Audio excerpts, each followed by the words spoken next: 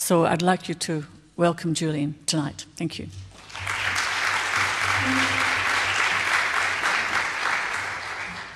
I'm going to talk from the perspective of a social justice advocate, not from the basis of any academic expertise, because my involvement really in the topic of tonight has been as an advocate, not as an academic, mainly, as Anna mentioned, as president of a global NGO, the International Council on Social Welfare.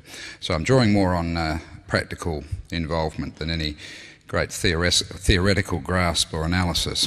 And I'm going to just very briefly talk about the strengths and limitations of three approaches that I think are relevant to the issue of human rights and how to implement them and how they can contribute to economic and social development, particularly in the interests of developing countries. And those three approaches are firstly human rights, secondly the adoption of economic and social targets of the kind exemplified by the Millennium Development Goals, and thirdly a little about regionalism. I mean regionalism in the supranational sense, so Southeast Asia, not the Pilbara or something like that, but I think regionalism is a very important part of the way forward towards strong international governance and cooperation. So turning first to human rights, inevitably in a very simplistic fashion, but I want to just reflect a little on some strengths and limitations.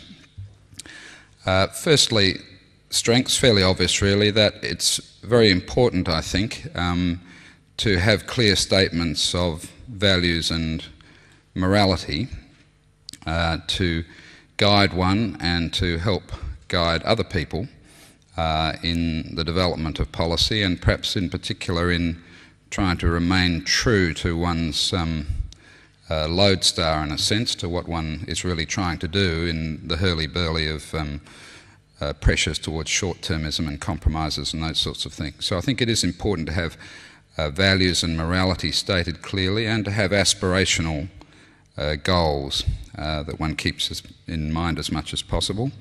I think also a value of the human rights approach has been to emphasise the extent to which assistance and other forms of policy or behaviour should be universal, should treat all everywhere in an appropriate and fair manner, and not to be arbitrary. And related to that, to try to encourage the notion that things should be enforceable entitlements, that if one's wanting to provide some form of assistance, it should be done on an enforceable basis, not on the basis of discretionary privilege with all the scope for abuse and unfairness that can entail. And finally, and perhaps most importantly from the point of view of my own experience anyway, is that really I think their main value is as a weapon in the toolkit of, or a tool in the toolkit perhaps, of advocates, in that it does give a greater degree of authority and a moral and political base for arguments that would be missing if one didn't have these international statements of common accord. But there are limitations, and they perhaps apply especially to, in fact, the area that I'm most interested in, which is economic, social and cultural rights. And this is where probably the limitations of the approach are at their most striking. Most attempts to specify rights in those areas end up being extremely vague. The Covenant on Economic, Social and Cultural Rights just talks about a right to social security, a right to adequate housing. So that vagueness can lead to a diminution really in their effectiveness, perhaps even to a lack of credibility if they're seen to be too vague or too utopian.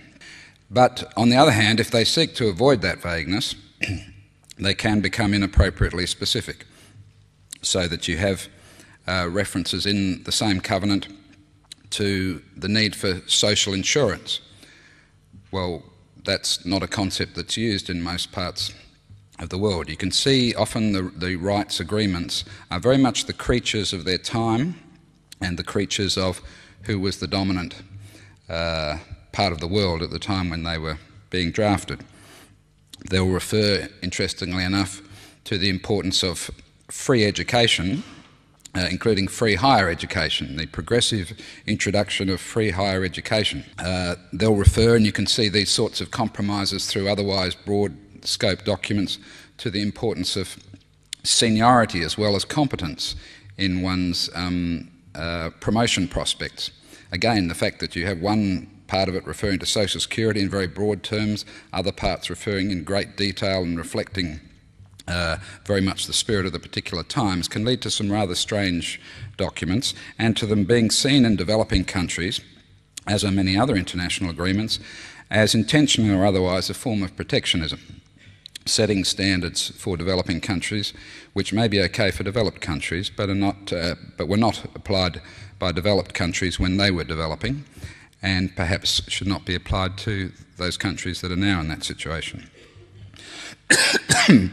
There's also the danger that they'll provide, and this applies to the civil and political rights, that they'll provide freedoms which are really illusory except for the most powerful. And indeed, some aspects, some interpretations of freedom of speech, freedom of assembly, freedom of association will end up of very little benefit to the least powerful, but may give added strength and scope for those who are already powerful. Of course, many of them are not really enforceable, and I think it's a delicate balance as to how much one pushes the case for rights being enforceable. I do think that sometimes some advocates for human rights, especially in the economic and social area, push the case too far and risk credibility by asserting that they have a specificity and a justiciability and a universal applicability, which frankly I just don't think stands up. One has to be careful in not overstating the case.